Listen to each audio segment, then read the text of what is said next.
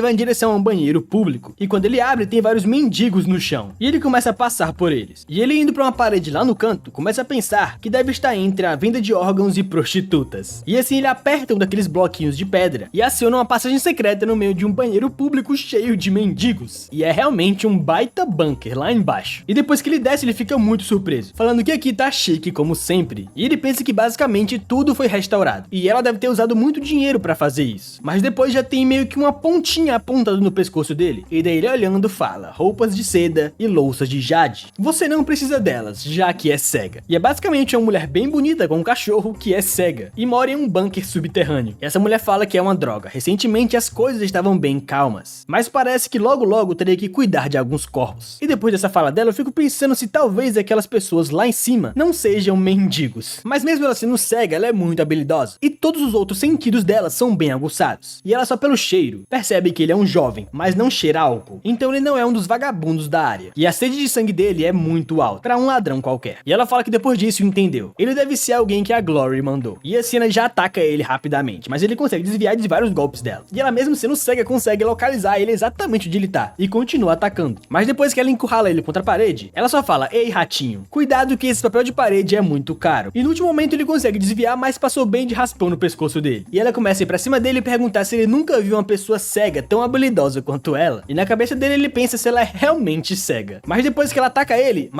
vai toda animada pra atacar ele, ela simplesmente é pega pela perna. E fica bem surpresa porque ele conseguiu contra-atacar o golpe dela. E ela fala que, sendo sincera, ela tá bem surpresa. Ela não sabia que o Clube Glory tinha alguém tão habilidoso quanto ele. Ela quase cagou nas calças. E com isso ela fala que não parece tão legal matar uma pessoa desabilitada. Mas o que você pode fazer? Alguém tem que morrer, não importa o que é isso. Isso faz parte do trabalho. E com isso ela manda aquele cachorro que se chama Alexander Mukin morder aquele garoto. E o cachorro já avança pra cima dele pra arrancar um pedaço. Mas quando ela percebe, ela fica muito surpresa, porque o cachorro, em vez de estar atacando ele, simplesmente se virou pra ele fazer carinho na barriga dele. E depois que eles conversam um pouco, ela fica bem surpresa, se perguntando se ele ficou mais novo, e mexe dentro do seu rosto pensando que isso é uma máscara. E ele manda ela parar, mas ela fala que a pele dele tá muito macia, e ele não tem cheiro de velho como antes. Isso é realmente possível? E ele fala que ela tá assim há quase meia hora, e o cachorro tá lá bem pertinho dele balançando o rabo. E depois ela cai no chão igual o cachorro cachorro tá fazendo. E ele pergunta o que diabos ela tá fazendo. E ela pergunta se foi assim que ele morreu, porque ela quer fazer isso também pra rejuvenescer igual ele. E depois ela vai pra bem pertinho dele e fala que o método pode ser a chave pro sucesso. O que te matou? Um tiro, uma facada, envenenamento, o que foi? Me diga logo. Mas depois de um tempo ele dá uns cascudos nela e manda ela calar a boca. E ela pergunta então, você quer lutar contra a Glory sozinho? E ele fala que sim. Ele mesmo vai entrar no olho da tempestade. E ela fica bem em dúvida, como assim olho da tempestade? Do que você tá falando? E ele fala que a Glory está atrás dele. E a forma de tê-los na palma da mão dele é se tornar um assassino do clube Glory. E ela, muito preocupada, pergunta o que diabos ele tá falando. E ele fala que tem certeza que isso parece maluquice. Mas depois de pensar um pouco, ela percebe o que ele tava falando. E ela fica muito surpresa e aponta, você ficou mais jovem. E ninguém te reconhece, nem ela mesma. E caso ele se torne um assassino do clube Glory, eles basicamente vão estar planejando capturar o Peter enquanto estão na palma da mão dele. Você é realmente um homem aterrorizante, né? E ele só fala que ela é muito mais que ele e manda ela sair de pé. Mas depois ela fala que, entretanto, isso é impossível. Você sabe que pra se tornar um assassino do clube Glory, você precisa vir do orfanato Won. E até o cachorrinho tá bem desanimado. Esse cachorrinho é muito fofinho. E ela continua dizendo que até mesmo o antigo Peter veio de lá. Mas agora você é só um jovem e é apenas um forasteiro. Não tem como você entrar no clube Glory agora. Mas ele fala que não. Existe ainda uma maneira. E depois a cena muda pra uma escola. E com isso todas as garotas vendo alguém muito bonito ficam muito coradinhas. Falando que a escola dela está se tornando bem frequentada ultimamente. Porque esse novo aluno é um gostoso. E o cara tá lá todo protagonista, fazendo as garotas babarem por ele. E ele pensa que essa é a escola da honra divina. Uma escola privada construída pela Fundação Glory. E com isso aquelas garotas vão se apresentar pra ele. Falando que agora eles precisam ir pro auditório. E ele fala que entendeu, ele vai acompanhar ela. E as garotas gamadinhas no prota falam que a voz dele também é bem única. E depois ele caminhando pela escola, uma das garotas começa a seguir ele, porque ela tá completamente apaixonadinha por ele. E ele pensa que por fora parece uma escola normal, mas seu propósito é criar assassinos. E eles operam discretamente uma turma de assassinos. E ele vai fazer de tudo pra entrar nessa turma. E agora, depois de um pequeno momento, ele tá cercado por várias garotas, que estão totalmente apaixonadinhas por ele. E depois que eles chegam no auditório, ele tá com um ponto conversando com aquela mulher cega lá da sua casa. E ela começa a dizer que já disse pra ele mais cedo, mas a turma de assassinos só sendo crianças do orfanato Honra. Como ele vai fazer pra entrar? Mas ele fala que existe uma exceção. E assim ele vai em direção ao auditório, surpreendendo todo mundo. E o pessoal fica sem entender o que esse cara tá fazendo. E na cabeça dele ele pensa que o que ele precisa fazer é chamar a atenção deles. E aquela mulher vendo tudo isso pelas câmeras do colégio, mas eu só não sei como é que ela tá vendo. Será que ela tem um dispositivo que passa a visão do cachorro pra ela? Porque ela deveria ser cega, né não? E daí ele dá duas batidinhas no microfone e fala que o nome dele é Kim Song-gu. E ele foi transferido pra cá hoje. E o pessoal fica sem entender o que aquele novato tá fazendo. E ele começa a falar que o hobby dele é lutar. E o talento dele também é lutar. E a profissão dele é assassino. O que deixa todas as garotas, professores e até o cachorrinho muito fofinho e aquela mulher cega chocados. E ele pensa que assim ele vai chamar a atenção daqueles caras lá de cima. E assim tá vários caras muito fortes se perguntando quem diabos é aquele moleque. E são esses caras que devem fazer parte da turma dos assassinos. E depois que ele fala que ele é um assassino, ele conclui dizendo que ele é um assassino que também é bom nos estudos. Obrigado pela atenção. E depois que essa gravação começa a se espalhar, um cara muito grande manda todo mundo sair da frente. E assim, ele e aqueles seus capangas avançam pra cima do Prota. E o Prota só pensa que eles morderam a isca no final. E esse grandão fala, ei assassino, você tem realmente muita coragem de seduzir a minha Yejin. E o cara só pensa, o quê? Quem é Yejin? E esse cara muito grande e muito feio começa a falar que ele é um desgraçado. E esse cara é o Yang Yesu. E por um longo tempo ele só teve olhos pra uma mulher, a Wo Yejin. E eles até formaram um casal. E essa garota é a mais adorada da escola da honra divina. Mas hoje, essa mesma garota que é sua namorada foi roubada pelo Peter. E o Peter nem sabia. E depois do grandão ver a sua garota totalmente gamada pelo Prota, ele fala que vai ter sua vingança. Mas o Prota fala que é a primeira vez que eles se veem, porque ele tá fazendo isso. E esse grandão que conquistou todo o distrito Mapo somente com seus punhos, pela primeira vez na vida, ele sentiu que era a morte, porque o Prota simplesmente desvia do seu golpe e já vai pra acertar um golpe em cheio na sua cara. E esse maluco muito feio só pensa, me desculpe Yejin, o seu opá não pode te proteger. Só que depois que ele percebe que não foi acertado por um soco, assim que ele abre os olhos, ele leva um peteleco bem na testa, o que deixa até uma marca, porque o peteleco é bem forte. E o pessoal fica chocado com o grandão caído no chão tremendo de medo. E com isso um dos professores sobe no auditório, mandando eles pararem de brigar na escola. E ele pega o Prota pela bochecha, perguntando com que o pai dele trabalha. E o Prota fala que provavelmente ele tá morto. E o professor só pede desculpas, mas mesmo assim ele vai ter que ir com ele. E depois disso tem dois caras que estavam só observando lá de cima e começam a se perguntar o que eles deveriam fazer. Eles devem descobrir quem é esse cara. E depois disso, eles podem matá-lo. E no momento que ele tá sendo carregado pelo professor, aquelas garotas e os alunos ficam muito surpresos, vendo que ele é muito bonito. Mas uma das garotas fica muito surpresa, porque é aquela que ele acabou salvando no fim das contas. E ela fica muito chocada se perguntando por que esse cara tá aqui. Será que ele tá aqui pra fazer uma limpa na escola? E depois desse incidente, no intervalo, onde aquela aquela garota tá sentada comendo sua comidinha de boa, chega uma pessoa e pergunta se tem um espaço pra ele sentar aqui. O que deixa ela chocada, ela já pergunta por que esse cara tá aqui. E ele só fala que o pessoal tá seguindo ele, então ele só escapou. E ele pergunta por que ela tá aqui. Mas ela fala que não é nada, ela só tava sentindo um pouco de fome. E ele fala como assim um pouco? Qual é desse pratão de pedreiro aí? E ela, muito envergonhada, diz que ele fala demais. Mas ela fica pensando, parando pra pensar, esse cara salvou ela no final das contas. E ela lembra que naquele dia, ele falou pra ela que se alguém perguntar sobre o que aconteceu aqui, diga foi esse cara que matou todos eles. Assim ele mostra a foto que tiraram dele quando ele ainda era um velhote, dizendo que essa vai ser a sua salvação. E daí ela fala pra ele que manteve a sua promessa. E ele só fala que definitivamente não tá aqui por ela. E ela diz que por sua causa, a organização tá sempre observando ela. Então tá sendo muito difícil ultimamente. Mas daí ele fala pra ela que ao menos ela deveria agradecer ele, porque ela só tá aqui comendo porque ele salvou ela naquele dia. E ela já fica bem irritada. Como assim você me salvou? Eu só sobrevivi por conta própria. E ele só fala, claro,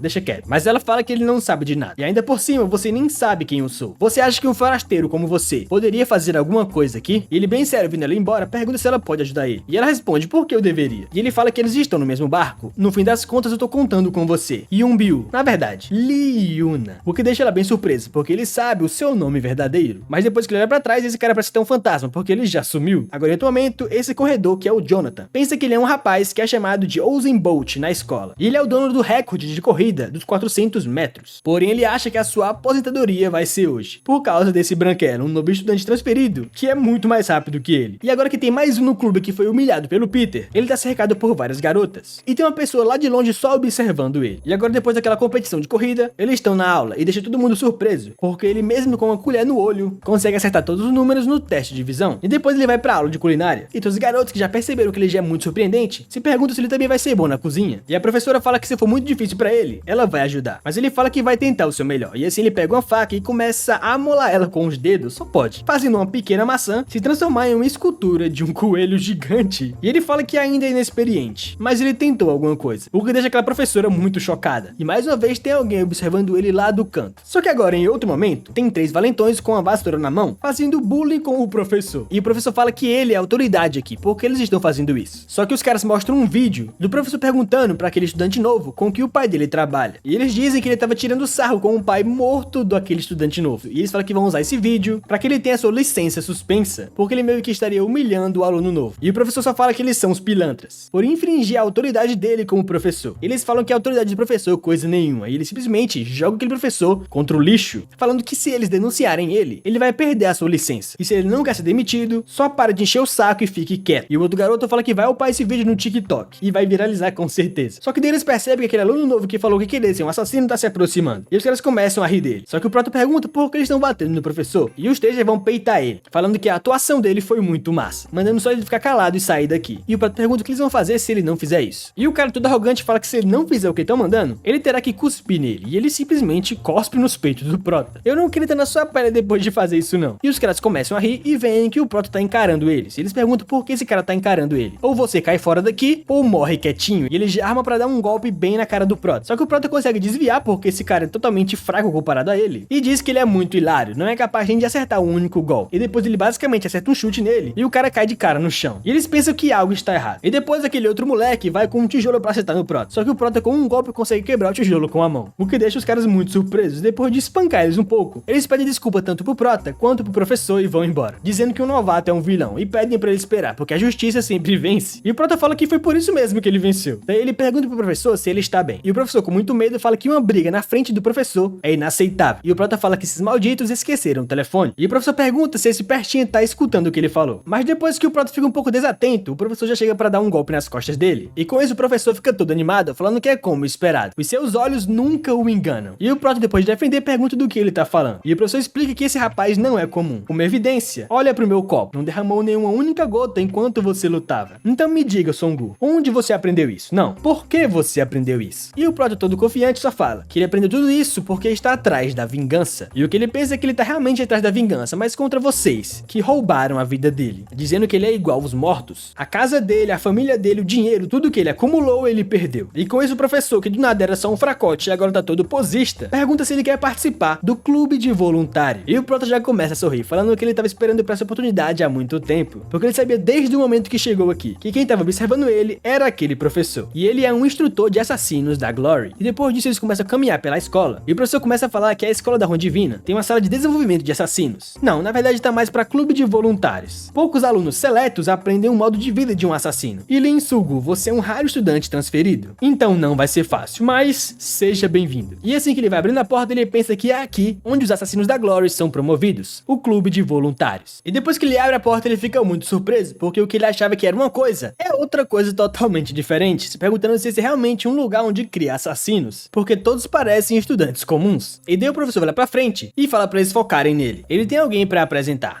Esse é o novo voluntário que vai trabalhar conosco a partir de agora. E a Liuna fica muito surpresa, se perguntando por que esse cara tá aqui. E depois que ela encara ele, ele olha pra ela. E ela pensa que, por favor, ele não fale nada. E daí ele dá uma piscadinha pra ela, o que faz ela tremer na base. E depois ela disfarça e se pergunta por que ele tá piscando pra ela. Será que ela é a próxima vítima dele? E assim o prota se apresenta dizendo que o nome dele é Kim Sungu. E ele agradece pelas boas-vindas calorosas. Só que na mesma hora, dois grandões falam que bem-vindas o cacete. E o da esquerda fala que tá pouco se lixando pro nome dele. E o prota pensa que pelo menos esses dois parecem assassinos. E o da esquerda, que é o Doc Go, fala que só o pessoal do orfanato Honra são admitidos aqui. Então que sentido faria você vir pra cá? E o outro, que também se chama Doc Go, só que Doc Go Jai, pergunta por que um forasteiro foi admitido. E o professor fala que eles vão fazer uma festa de boas-vindas pra ele. E dois figurantes se perguntam se eles deveriam fazer o soco. Só que o prota fica pensando, soco? O que é isso? E depois de um instante já estão todos armados, falando que se chama Soco Sangrento. E o prota pensa que definitivamente esse é um clube de assassinos. E aqueles dois caras, junto com toda a turma, fala pra ele vir aqui e receber as boas-vindas. Só que a Liuna, que sabe que aquele cara é mais forte que todo mundo ali, fala pra eles pararem com isso. Só que o grandão fala pra Liuna sair de perto, a menos que queira apanhar também. Mas ela só pensa que tá tentando salvar vocês, mas se vocês não querem salvação, que se danem. E os dois grandões já vão pra cima dele, perguntando, ei novato, você sabe lutar? Mas ele pensa que já lutou cerca de 1500 vezes, ou até mais. E os caras falam que é bom que ele esteja confiante, porque essa vai ser a sua última luta. Só que depois que os caras meio que estão tentando esfaquear ele, dizem que aqui não é um lugar que um valentão qualquer possa estar. Pessoas como você não sabem por que arriscamos nossas vidas. E outros caras falam que eles lutam pra se tornarem os melhores assassinos do mundo, assim como ele. E o prota fica pensando de quem eles estão falando. E eles falam que é claro que é o apóstolo Pedro, o melhor assassino do mundo. Só que na real eles não sabem que eles estão lutando nesse momento contra o assassino Pedro que eles tanto idolatram. E um deles fala que aqui não é um lugar que um nepotista como ele deva estar. E depois disso o prota consegue escapar deles. E fala que ele tá ficando cansado disso. É muito irritante que vocês completem as frases um do outro. Só me ataquem de uma vez os dois juntos. E os dois caras ficam muito putos. E o da esquerda só fala, você está, e o da direita fala, completamente louco. Eles ainda continuam completando a frase um do outro. Que estranhos. E ele já avança pra cima do prota com tudo, dizendo que ele é só um nepotista de merda. E na real eu nem sei o que significa nepotista, eu vou deixar o significado aí na tela. Mas o prota é bem incomodado com eles falando isso dele, só fala que ele viveu por 65 anos. Então eles não seriam capazes de pelo menos machucar ele. E depois disso os caras estão muito suados. E o pessoal da sala começa a falar que é como esperado dos irmãos Doc Go. Vocês deviam ter pegado leve com ele. E os alunos começam a falar que eles lutaram tanto que o novato ficou com medo. E depois da mini luta o prota sai da sala. Mas ele já é parado pela Liuna. E ela pergunta se ele tá subestimando o clube de voluntários. Mas ele responde ela com outra pergunta, do que você tá falando? E ela fala que ele não engana ela. Ela está de olho nele desde o início. E você nem colocou força lutando contra eles. E o prota só fala que ele sempre faz o seu melhor. Mas ela, que sabe que ele tá mentindo, fala que ela tem provas. Diferente deles, você nem tá suando. E o prota tá totalmente de boa enquanto eles estão suando muito. E daí a Liuna, toda atacante, já coloca o prota contra a parede nessa cena bem romântica, perguntando por que ele fez isso. Já é suspeito que ele esteja nessa escola, mas o que você ganha escondendo sua força? Afinal, o que você tá tramando? E o prota pergunta se ela realmente quer saber. E ele, bem incomodado, só fala, bem... Daí ele se agacha e sai de perto dela. E vai embora dizendo que depois ele fala, tá na hora do almoço. Mas ela fala que já é meia-noite, como assim hora do almoço? E agora à noite, perto daquela escola, está um motorista de ônibus dizendo que já já o sol vai nascer. E ele ganhou 1 milhão de won só pra alugar o ônibus. Esse é um dia de muita sorte. Mas depois que ele vê quem alugou o ônibus, ele pensou que tinha certeza que era um grupo, mas por que só veio uma pessoa? E ele se aproxima dessa pessoa e pergunta onde estão os outros. Mas essa pessoa fala que é só ele. Só que ele alugou um ônibus porque tem muita coisa pra levar. O que deixa aquele motorista de ônibus muito chocado, se perguntando o que ele tá guardando aqui. E esse motorista vai pegar as malas pra guardar no ônibus. Só que o cara bate na mão dele mandando ele soltar. E pergunta se ele gostaria de fazer uma aposta. Tente adivinhar o que tem nessas malas. Mas depois desse momento, o motorista começa a dirigir de boa. E pensa que no final ele não aceitou a aposta, porque esse cara parece muito estranho. E pelo que ele viu, com certeza tinha algo se mexendo dentro das malas. E agora em outro momento, aquele professor tá explicando pra eles a nova missão, dizendo que o cliente é o presidente do grupo da Erra, o Choi Eun-chang, eu acho que é assim, falando que ele é um dos maiores patrocinadores do Clube Glory. E o time que for vitorioso nessa missão vai receber o certificado de voluntário com a recomendação do presidente. Ou seja, você se tornará um assassino oficialmente. E tanto a Liuna quanto quanto o Prota pensam que agora é a hora. E assim os alunos perguntam qual é a missão, e o professor fala que é recuperação. Ultimamente tem ocorrido muitos sequestros de adolescentes. O problema é que uma das crianças sequestradas foi o único filho do presidente. Sim, então eles têm que recuperar eles, mas porque eles não podem só ligar pra polícia? E o professor fala que eles têm razão, mas na real, o que o presidente Choi quer é vingança. Então no fim vocês só precisam salvar o filho dele. E ele manda levantar a mão quem quiser participar da missão. Se não pegar essa missão agora, precisarão ficar por mais de 2 anos pra se tornarem oficialmente assassinos. E o pessoal fica falando que tem um mau pressentimento sobre isso, eles não querem tentar a sorte. Só que na mesma hora alguém chuta a cabeça de outro cara e fala que eles podem apodrecer aqui, porque eles vão tentar. E assim os dois irmãos levantam a mão. E o da direita pergunta quem além deles faria isso. Mas o grandão fala que na real eles não são os únicos, porque o nepotista e a fracassada também estão vindo. E a Liuna e o Proto também levantam a mão. Mas a Liuna percebe que o Proto levantou a mão e pergunta por que ele tá copiando ela. Mas ele fala que levantou a mão primeiro e ela fala que não. Eu vi, você não levantou a mão primeiro, fui eu. E ele diz que também faz parte do grupo, mesmo que tenha chegado aqui de paraquedas. E com isso aqueles dois irmãos perguntam se agora que eles estão prontos, eles podem ir lá e espancá-los. Só que o professor fala que não. Primeiro vocês precisam investigar em outro lugar. E com isso o Proto todo confiante pensa que finalmente ele vai conseguir a chance dele. Mas depois disso a cena muda pra um parque de diversões. E eles se perguntam do porquê raios eles estão em um parque de diversões. E daí o professor conclui a sua fala, dizendo que primeiro vocês devem brincar o quanto quiserem. E agora tá basicamente o Prota, a Liuna, aqueles dois irmãos, em um parque de diversões totalmente caracterizados. Isso aqui tá ficando muito bom, como eles vão investigar um sequestro em um parque de diversões. O vídeo passado finalizou com o Peter e os outros indo investigar o desaparecimento do filho do presidente Choi, e além do sumiço de algumas outras crianças em um parque de diversões. E chegando lá eles observam algumas dançarinas, parecendo um desfile de carnaval. Os dois irmãos comentam que não entendem por que elas estão usando biquínis em um parque, e o grandalhão se pergunta se aquilo é pra ser divertido. E os dois ficam corados olhando para as dançarinas, enquanto o Peter e a Yuna zombam deles, dizendo que apesar de falarem isso, eles não param de olhar. E a garota fica pensativa, sem saber o que fazer ali, enquanto o Peter chama a atenção de todo mundo no parque por ser muito bonito. E até algumas garotas chegam nele, pedem seu número e perguntam se ele tem TikTok. Mas como ele é mais velho, ele não sabe nem o que é isso. E assim a Yuna se lembra do que o professor disse pra eles, que aquele lugar foi onde o filho do presidente Choi foi sequestrado. Foi o último lugar onde viram ele, no caso. E o que eles precisam fazer é salvar o refém e derrotar o sequestrador. E ela acha essa missão muito interessante. Mas por enquanto, tudo que eles sabem é que a última vez que ele foi visto foi aqui, o Parque do Mundo Panlan. No entanto, não há pistas sobre onde ele está agora, ou se pelo menos ele ainda tá vivo. E ela diz que o que torna a busca mais difícil é que esse lugar é muito grande. E ela olha pro Prota, imaginando se ele vai conseguir resolver essa situação também. E por alguma razão ela sente que ele sempre sabe mais que os outros. E então Ki-Sung-gu chama eles para investigar uma área específica primeiro. E seguindo naquela direção, eles são parados pelo gerente do brinquedo, que se desculpa e informa que eles precisam de uma reserva para entrar. E se eles entenderam agora, é melhor eles irem embora. E o grandalhão pergunta por que eles precisam de uma reserva para entrar em um brinquedo. E o gerente repete que se tiverem alguma reclamação, eles podem enviar uma mensagem para o parque. E assim a Yuna olha no seu celular e comenta que parece que é a primeira vez que eles vêm em um parque de diversões, explicando que eles só precisam baixar o aplicativo para entenderem melhor. E os três conferem o aplicativo no celular da Yuna. E ela nota que tem duas atrações principais, o Reino Atlantis e a Casa Mal Assombrada, que estão lotados. E um dos irmãos pergunta para ela se ela tá ali para se divertir ou para focar na missão. E logo depois eles se encontram em um carrossel, enquanto as crianças ao redor observam eles brincando com os cavalinhos. E não entendem por que dois gigantes estão em um brinquedo infantil. E depois eles seguem para o carrinho bate-bate. E os dois irmãos gigantescos estão dividindo o mesmo carro, com várias crianças ao lado confusas com essa situação. E depois a Yuna só reclama que eles são muito barulhentos. E agora, ela e o Peter vão para uma barraca de tira-uau. E o funcionário comenta que esse jogo é muito fácil, e ele nem tá lucrando com a barraca. E a Yuna pergunta qual é o prêmio, dizendo que espera que seja algo comestível. E o Sung-gu incentiva ela a tentar. E o funcionário diz que acha que vai ser fácil para eles ganharem. E ele provoca a Yuna, dizendo que esse jogo é muito simples. Só que ele pensa que ele colocou peso nos bonecos. E assim ele tem certeza que eles não vão conseguir derrubar, pensando que vai ganhar bastante dinheiro deles agora. E a Yuna comenta que nunca usou uma arma falsa antes. No entanto, para sua surpresa, ele pensando que ia ganhar muito dinheiro, a Yuna e o Sung-gu ganham vários bonecos na verdade. E ela agradece e deseja um ótimo dia para ele, enquanto ele fica no chão totalmente assustado. Depois disso eles vão comer, mas o Sung-gu se afasta por um momento e fica pensativo sobre a missão. E os outros chamam ele de volta, bem alegres. E ele percebe que é a primeira vez deles em um parque de diversões. E ele diz que é melhor eles aproveitarem bastante, pois não sabe quando terão outra oportunidade de rir e se divertir assim novamente. E mais tarde ele não se afasta deles para comer, e comenta que quase não conseguiu despistá-los, e pergunta o que exatamente eles estão fazendo, já que eles não foram ao parque para brincar, e sim para completar a missão. E nesse momento ela olha pro seu celular e vê algo estranho, o sinal do AirPods do garoto Choi, o sequestrado. E ela fica bem confusa e não entende como é que consegue conectar no AirPods dele, mas conclui que pelo visto ele deve estar por perto. No entanto ela fica sem entender, pois o sinal está vindo do banheiro feminino. E assim a Yuna entra no banheiro e de primeira ela não encontra nada suspeito suspeito, apenas uma garota se maquiando. E ao perceber que o sinal vem dela, ela vai se aproximando e sorrindo de maneira educada. E ela vai pra bem do lado da garota e pergunta onde ela pegou aqueles AirPods, o que faz ela tomar um susto na hora. E ela começa a gritar, o que faz o namorado dela entrar no banheiro, exigindo saber o que está acontecendo ali. E a namorada dele acusa a Yuna de ter aparecido do nada e tentado bater nela. E o grandalhão fica furioso, perguntando se ela acha que só porque é bonita ela pode roubar as coisas dos outros. E mesmo enquanto ela tenta explicar, a Yuna é empurrada pro canto. E a namorada dele pede pra ele parar, dizendo que ela só precisa de um pedido de desculpas. Mas ele responde que ela vai dar um pedido de desculpas sim, depois que ele bater nela. E quando ele tá prestes a acertá-la, a cena corta para o Sungu e os irmãos, que se perguntam onde está a Yuna, e eles presumem que ela deve estar comendo. E o Sungu comenta que eles não precisam se preocupar, porque ela com certeza sabe cuidar de si mesma. E de volta à banheira, a Yuna com raiva morde o pirulito e reage instintivamente, imobilizando o grandalhão, e coloca a ponta do pirulito bem na orelha dele, deixando ele assustado e desnorteado. E assim ela percebe que ela reagiu sem pensar, e depois ela simplesmente enfia aquele pirulito na boca dele, e em seguida ela exige que a namorada diga exatamente onde conseguiu aqueles AirPods. E a garota desesperada começa a chorar, tentando se explicar. E após isso a cena volta para o Sungu, que ainda tá chamando a atenção por ser muito bonito. E nesse momento a Yuna chega correndo, chamando por eles, e avisa que encontrou os AirPods daquele garoto sequestrado, e descobriu onde eles estavam. E os irmãos ficam surpresos, e o Sungu fala que parece que ela também pensou no mesmo lugar que ele pensou. E ele pega o seu celular e explica que só tem um lugar que está esgotado, mas ele não viu ninguém entrar lá. E os dois apontam para o mesmo lugar, que é a Casa Mal Assombrada. E o miserável é um gênio. Ele já sabia sem nem ter encontrado os AirPods. E ele diz que esse é o lugar perfeito para um sequestrador, onde comportamentos como gritos, contatos físicos passam despercebidos, pois é uma casa mal assombrada. E assim eles seguem para aquela atração. E o Sungu pede para eles ficarem alerta, enquanto os irmãos estão com muito medo e estão atrás da Yuna. Só que lá no início eles disseram que iam na frente, e a Yuna fala que eles são bem medrosos. E de repente um gás começa a sair do chão, e o Sungu entende exatamente o que está acontecendo aqui, percebendo que a missão deles é proteger o refém e derrotar o sequestrador. Mas para isso eles precisam ser sequestrados. E eles basicamente desmaiam, enquanto alguém vem caminhando na direção deles. E daí a cena corta para a escola, onde o instrutor abre a porta de uma vez e pergunta onde estão as crianças, e pede para aquele aluno ligar para eles agora. O aluno fica sem entender, mas tenta ligar, e fala que eles não estão atendendo. E o aluno pede para ele não se preocupar, porque eles sabem se cuidar. Só que o instrutor entra em pânico, ao revelar que essa missão não é tão fácil assim, pois o Park Sang-do, naquela época, ele foi escolhido como um candidato a apóstolo, mas foi expulso porque a Glory não conseguia controlá-lo. E ele com muito medo olha para o aluno e diz que é aquele maldito. E depois que o estudante vê aquela cena, ele fica em choque. Assim a cena vai para uma fila de malas, em um galpão onde a Yuna e o Proto estão amarrados, enquanto aquele Park Sang-do se aproxima e pergunta se ela sabia que ele colocou clorofórmia para eles dormirem. Mas normalmente quando as pessoas desmaiam por conta desse produto, elas dormem de boca aberta, o que deixa a Yuna nervosa na hora. E daí a cena retorna para o instrutor, levantando a perna, dizendo que eles devem pará-los rapidamente, porque o Park Sang-do é uma pessoa cruel, mostrando a sua prótese na perna, falando que eles precisam salvar eles. Enquanto a Yuna tá lá pensando que ele descobriu que ela já tá acordada, só que ela não sabe o que fazer. E o instrutor fala que se eles forem pegos por aquele maníaco, o Park Sang-do vai cortar as pernas deles. E agora aquele Park Sang-do vai se aproximando dela. E no momento que ele ia pegar a Yuna pelo pescoço, o celular dela começa a vibrar. E assim ele pega o celular dela e atende. E do outro lado, o instrutor fala para o Park Sang-do que se ele tocar em um fio de cabelo daquelas crianças, ele jura que arriscará sua vida para matá-lo. E o psicopata, com um tom sarcástico, responde que já faz tempo que não tem notícias dele. E pergunta por que tanta violência, provocando ele, falando se ele está com medo, que ele deixa as crianças aleijadas assim como ele. E isso deixa o instrutor furioso. Só que o Sang-do então sugere uma aposta, perguntando para ele se quando ele chegar ali, quantos pares de pernas ainda estarão intactos nessas crianças. E se ele acertar, ele vai poupar o filho do presidente Choi. E ele começa a rir perguntando se o instrutor aceita a aposta. Só que o instrutor já tá muito nervoso. E assim que desliga o celular, o Sang-do ouve vozes. E aqueles dois irmãos do outro lado da porta gritam ordenando que aquele maldito criminoso saia do seu esconderijo. E eles citam o nome da Yuna e do Kim Sungu, chamando eles de fracos, dizendo que por isso eles se tornaram alvos. E o Sang-do comenta que o instrutor deveria se apressar, pois logo ele começará a sua ação. E enquanto a Yuna observa aquele Sang-do indo embora, ela fala baixinho com o Sungu, perguntando se ele tá acordado, mas ela acha que ele parece estar dormindo. E se pergunta como alguém pode ser tão despreocupado em uma situação como essa. E sem saber o que fazer, ela tira os seus sapatos, e em seguida, ela encosta o seu pé no rosto do Prota. Só que ele de repente abre os olhos e pergunta o que ela tá fazendo. Ela já toma um susto, respondendo que só queria acordá-lo. E ele ainda calmo, comenta que ele não estava dormindo. E aí Yuna se justifica, dizendo que estava apenas tentando despertá-lo, usando o que aprendeu no seu treinamento. E ele pergunta se ela queria despertar ele com um chulé, o que faz ela ficar irritada. E ele se pergunta o que exatamente ela tá tentando fazer, porque para sua surpresa, ele já estava desamarrado há algum tempo, o que faz ela ficar sem entender nada. E ele pensa que se soltou por precaução, caso algo acontecesse, enquanto aquele Sang-do se preparava para pegar a Yuna. E a Yuna começa a falar que essa situação não é tão simples, mencionando que aquele homem é um ex-afiliado da Glory. E o Sung-Gu apenas concorda, falando que ele sabe quem ele é. E em seguida ele provoca ela, perguntando se ela gosta de apostas. E confusa, a Yuna pergunta ao que ele se refere. E nesse momento que os dois irmãos estão cara a cara com esse psicopata. E o menor fala que pra alguém comum como ele é bem corajoso. Mas eles não podem prolongar isso. Eles estão no meio de uma missão. Então ele manda ele dizer logo onde está o filho do presidente Choi. E esse maníaco começa a rir, dizendo que para estudantes, eles são muito bocas sujas. E ele gosta disso. E assim ele propõe uma aposta. Se eles ganharem, ele fará o que eles quiserem. E até libertar mesmo o filho do presidente Choi. E eles já ficam bem animados com esse negócio de aposta. E enquanto isso, o instrutor está indo muito rápido na direção deles. Preocupado, pensando que os irmãos não deveriam aceitar nenhuma aposta daquele lunático. E o Sung-Gu continua falando que se eles perderem, ele vai querer a perna de cada um. E ele tira 2 facões da sua calça. Enquanto isso, o instrutor ainda tá lá correndo na direção deles, implorando que por favor eles não aceitem nenhuma aposta contra ele, porque eles jamais ganharão. E um dos irmãos brinca, dizendo que eles acharam que ele era um trabalhador comum, mas ele até que tem um lado sexy. E eles prometem que a partir de hoje, ele usará cadeira de rodas. E o Sung-Gu solta um dos facões no chão e comenta que as apostas são mais divertidas quando as condições são justas. E o irmão menor responde que ele vai se arrepender de dar uma arma pra ele, já avançando em sua direção. E a luta se inicia entre o Dokugou e o psicopata. E o Dokugou acaba por ser o melhor lutador com facas da escola. Mas no meio da luta ele percebe que o adversário é bem habilidoso, mas ele ainda tem a vantagem. E se essa luta se prolongar, ele certamente ganhará. No entanto, algo estranho acontece. Ele não tá conseguindo escapar dos golpes do inimigo e até acertado leva um corte, mesmo que ambos usem as mesmas facas. E o psicopata percebe a hesitação do Dokugou e ri, revelando que aquela faca não tem fio. E o garoto fica muito furioso ao perceber que era uma armadilha. E nesse momento, a Yuna e o Prota entram na sala e falam que estão prontos para ajudarem. Só que os dois irmãos, muito putos, gritam com eles e falam para eles não interferir, afirmando que essa luta é deles. E se eles não puderem vencer, eles também não terão chance. E esses dois irmãos olham em direção àquele psicopata e perguntam se ele sabe qual é a motivação deles. E eles começam a pensar que o último desafio para completar o orfanato é o mês infernal. Ao invés de comida e água, os únicos suprimentos que eles recebem são uma pistola e uma bala. E eles são jogados em um lugar cheio de bestas selvagens e precisam fazer de tudo para sobreviver. A bala foi usada em diversas situações, para caçar, para atrair um amigo ou até mesmo para si próprio. Só que eles se recusaram a desistir e ao invés de morrer daquela forma, tentaram sobreviver desesperadamente, guardando as suas balas até o final, porque eles sabiam que um dia as suas 2 balas determinariam o seu destino. E depois que aquele mês infernal terminou, eles descobriram que das 181 crianças da geração 58 do orfanato, só eles 2 sobreviveram. E então escutaram uma história chocante de um jovem da idade deles, que ficou conhecido como o Apóstolo Peter. E ele deixou um recorde sem precedentes. Em 58 anos, ele foi a única pessoa que sobreviveu sem usar a sua bala. E agora 10 anos se passaram, e eles estão tentando se tornar como o Peter, se tornarem os melhores, enquanto o Peter mesmo está olhando para eles, sem eles nem saberem. E assim aqueles dois irmãos falam que ele é apenas um obstáculo no seu caminho, indo pra cima com tudo pra cima daquele maníaco. E o grandão agarra pela cintura dele, e o outro já dá um pulo, falando que ele disse que ele se arrependeria de dar uma faca pra ele. E naquele momento em que a faca estava se aproximando do psicopata, o Sung-Gu fala que sinceramente, ao invés da perna dele, talvez ele deva cortar o seu braço. Enquanto Dokugou pensa que já que essa lâmina não tem fio, ele não pode cortá-lo. Então ele basicamente solta ela, e o grandão pega ela por baixo. E eles pensam que ele só precisa então esfaqueá-lo. E no momento que aquela faca ia esfaquear o Sung-Gu, ele quebra ela na frente dos seus olhos. E pergunta se eles querem se tornar como o Peter. Mas será que eles conseguem? Já apontando a faca pra eles. E eles ficam sem entender, se perguntando como é que ele destruiu ela. E essa é uma faca do estilo nepalês, a kukri. E ele começa a explicar que ela pesa 3 vezes mais do que uma adaga comum. E ele treinou com ela a sua vida inteira. É mais rápida que uma faca e mais pesada que um machado. E essa coisa é uma perfeita arma de matar. E a habilidade especial do Park Sung-Gu é a esgrima. E o seu rank estimado é rank A. Só que os dois começam a gritar e pedem pra ele parar de falar merda. Mas se perguntam como é que ele consegue usar aquela espada tão pesada, tão fácil assim. E ele também já corre na direção deles. E simplesmente com um movimento, ele derruba os dois. E eles só pensam que ele é um monstro. E antes de caírem, eles pedem pra Yuna e o Ki Sung-Gu correrem o mais rápido dali. E esse Yuna grita pelo nome deles. E o Sung-Gu fala que ela é bem barulhenta. E diz que eles não estão mortos, porque ele mataria eles quando eles ainda são apenas crianças. Mas mesmo assim, ele precisa coletar sua recompensa, a perna de cada um. E no momento em que ele ia cortar a perna de um deles, a cena corta ainda para o instrutor no seu carro, desesperado, implorando para que ele não toque nas crianças. E ele pode até dar sua perna em troca da deles. E aí ele fica desesperado na situação, percebendo que não vai ter o que fazer. Só que assim o nosso garoto interfere, perguntando se ele quer fazer uma aposta. E o Sung-Gu já olha de cantinho. O maluco é o maníaco das apostas, não tem jeito. E o nosso garoto fala que vai duplicar as coisas, as suas pernas e os seus braços. E se ele quiser, também dará o seu pescoço. E o Sung-Gu pergunta do que ele tá falando. Mas ele é um garoto bem interessante, como esperado da Glory. E assim ele aceita. E joga uma lâmina pro Sung-Gu, dizendo que as apostas apostas são mais divertidas quando as condições são justas. E pergunta se ele não precisa de uma arma. E a Yuna fala que ele não pode pegar essa arma porque ele não vai conseguir manejar. Só que nosso garoto interrompe e fala que não. Isso aqui é mais do que o suficiente pra lutar contra ele. E é simplesmente uma travessa florida. E a Sung-do começa a dar risada dele, falando que ele é muito divertido e hilário. E já faz um tempo desde que ele riu tanto. E ele fala que só pra ele saber, ele não vai pegar leve. E já avança pra cima do Sung-gu. E o Sung-gu consegue desviar do primeiro golpe. E continua desviando dos golpes seguintes. E o cara pergunta se ele só vai usar isso como escudo. Mas diz que é uma má ideia. Quantos ataques essa bandeja vai aguentar? Ele já vai com tudo pra rasgar aquela bandeja ao meio. E o professor ainda no caminho só pensa que ele não pode deixar isso acontecer. Ele não pode perder todos para o Park Sung-do. E esse ele lembra do passado. Enquanto aquele maníaco das apostas estava em um cassino, pedindo para aquela senhorita não ficar nervosa. Coisas assim sempre acontecem. E ele pergunta se eles deveriam fazer uma aposta. Se ela acha que ele sairá daqui vivo ou morto. E ele fala que ela é uma senhorita esperta. E diz para ela que se ele fosse ela, colocaria todas as suas fichas na sua sobrevivência. Ele está simplesmente cercado por vários caras. E inclusive um deles é um instrutor mais novo. E ele fala que a companhia está com problemas devido a vários incidentes que ele causou. E para apaziguar o ódio externo, ele deve ser sacrificado. E a partir de hoje ele está demitido. E assim os 5 já vão para cima dele. E ele só pensa que era uma equipe de assassinos rank B. Não importa o quão bom ele fosse. Deve ser impossível enfrentar 5 pessoas desse tipo. Entretanto, após ver suas habilidades com faca naquele dia, ele parecia estar além da capacidade humana. E foi lá onde ele morreu como um assassino. E o cara simplesmente cortou sua perna com uma lâmina sem fio. Daí a cena volta para ele acertando o prota. E simplesmente a bandeja se parte ao meio. E ele fala que ele é um estudante sortudo. Mas o que aconteceu? O seu único escudo se partiu em 2. E esse aí só fica pensando que precisa ajudar. E o prota pergunta se isso é uma Kuri, dizendo que uma Kuri não foi feita para ser empunhada de uma forma tão feroz. Então ele também está muito surpreso, porque os ataques dele são mais agressivos do que o esperado. E assim, basicamente ele amassa aquela bandeja, o que deixa a Yuna muito surpresa, pensando que aquela bandeja não era um escudo. E o prota simplesmente agarra as duas com muita força e fala que graças a ele, agora ele tá bem armado. E o Sung-do fala que ele não é um estudante comum, pensando que isso deve ter sido uma mera coincidência. Mas não é nada demais considerar o que aconteceu antes também, porque no momento que ele acertou aquele estudante, ele pensou que tinha o cortado, mas naquele momento, ele desviou e fez a bandeja se partir em 2. E ele pensa que ele não apenas se salvou, mas conseguiu 2 armas a partir de uma bandeja, e se pergunta se ele é mesmo um estudante. E assim ele fala que não sabe onde ele aprendeu esses truques, mas não vão funcionar contra ele, e simplesmente joga o seu terno pra cima do prota, e pensa que quer seja coincidência ou intenção. Ele só precisa confirmar, indo pra cima dele rapidamente. E como ele jogou seu terno, ele tampou a visão dele, e assim ele dá um sorrisinho e fala que sabia. Um garoto continua sendo um garoto, e pensa que definitivamente cortou ele dessa vez, mas ao ver mais de perto, percebe que nada aconteceu, e já nas suas costas, já tá o nosso garoto mirando no seu pescoço. Só que ele tinha certeza que sentiu cortando algo, mas quando ele viu que ele tinha cortado, era uma almofada. E assim o Sung-gu simplesmente faz um corte bem no seu pescoço, e o cara pensa se vai morrer. E como ele chegou atrás dele em um instante, e até atacou seu pescoço sem hesitar, pensando que mesmo ele com a sua mão bloqueando, ele atacou precisamente na sua artéria carótida, e ele pergunta se ele é mesmo um estudante. E ele fica encarando ele, e agora ele parece que entendeu algo, pensando que aquela bandeja não deveria conseguir cortar coisas grossas, e não pode bloquear uma faca. Então o que ele planeja é atingir o seu pescoço. E o nosso garoto já vai pra cima dele com tudo, acertando vários golpes, mas ele consegue bloquear com sua lâmina, mas pensa que ele não consegue acompanhar a sua velocidade. E não importa se ele é só um estudante, ele sequer é humano, simplesmente nem conseguindo ver o rastro do nosso protinha. E aí, só vendo aquela luta, pensa que devido ao peso da Kuri, toda vez que a balança, algo ao redor é destruído, e se ele for atingido, ele morre. Mas esse tio é mais lento que o Kim Sung-gu, e provavelmente pelo peso da faca, se a luta for prolongada, o Kim Sung-gu vencerá, mas ele é atingido bem na sua bochecha, e ela já fica bem surpresa por ele ter sido atingido. E o Sung-do fala que para matar o gado, ele precisa da faca certa. E o mesmo princípio serve para os ratos como ele, que simplesmente, da bainha da sua lâmina, ele tira facas menores. E o prota pensa que a Kuri dele pesa 3 vezes mais que uma faca comum. Mas assim que ele diminuir o seu peso,